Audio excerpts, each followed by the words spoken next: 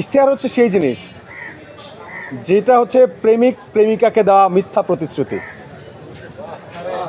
যা আসলে বাস্তবায়ন হয় না। বাস্তবে ওইটা আসলে কেউ সফল করে না, শুধুমাত্র মিথ্যা প্রতিশ্রুতি দেয়। কিন্তু আমি আসলে আপনাদের ঢাকা বিশ্ববিদ্যালয়ের শিক্ষার্থী যারা আছেন, আপনারা তো আমাদের ভাই বন্ধু, এবং আমি নিজেও ঢাকা বিশ্ববিদ্যালয়ের শিক্ষার্থী, মাস্টার্স অধ্যয়নরত আছি। আমি আমার জন্য, আপনাদের জন্য, আমাদের সবার জন্য যেহেতু লড়াইটা করতে নামছি, তো আমি মিথ্যা প্রতিশ্রুতি বা ইশতেহার নামক শব্দটাই ব্যবহার করতে চাই না। আমি কোনো ইশতেহার দিব না। তবে আমি আপনাদেরকে কর্মপরিকল্পনা দেব, এবং কর্মপরিকল্পনা আপনাদের সাথে নিয়েই করবো ইনশাল্লাহ। এবং আগামী 2 দিনের মধ্যেই, আগামী 10 দিনে আমি যদি এজিএস হই, তাহলে 10 দিনে কী করব সেটা গণশুনানির মাধ্যমে আপনাদের কাছ থেকে জানবো।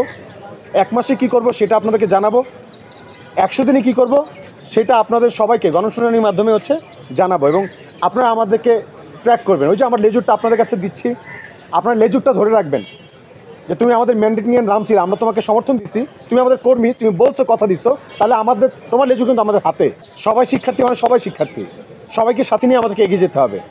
এই ম্যান্ডেট নিয়ে, এই কথা নিয়ে, এইটুকু স্বপ্ন বা অঙ্গীকার নিয়ে আসলে আসা, এইটুকু চিন্তাভাবনা স্বচ্ছতার জায়গা থেকে আপনাদেরকে জানাতে চাচ্ছি। আসলে আমাদের ঠোঁটে মধু নাই, আমরা মিষ্টি মিষ্টি কথা বলতে পারছি না, আমরা হাসি দিয়ে কথা বলতে পারছি না, কারণ আমরা এত পরিমাণ, মানে স্বৈরাচারের সময় থেকে এত পরিমাণ মানে ফাইট করতে হয়েছে, এত পরিমাণ লড়াই করতে হয়েছে, মানে তর্ক করতে করতে আমাদের মুখটা না কর্কশ হয়ে গেছে। যদি আমাদের কাছে আপনাদের মনে হয় যে কর্কশ ভাষায় কথা বলছি, ক্ষমা প্রার্থনা করছি।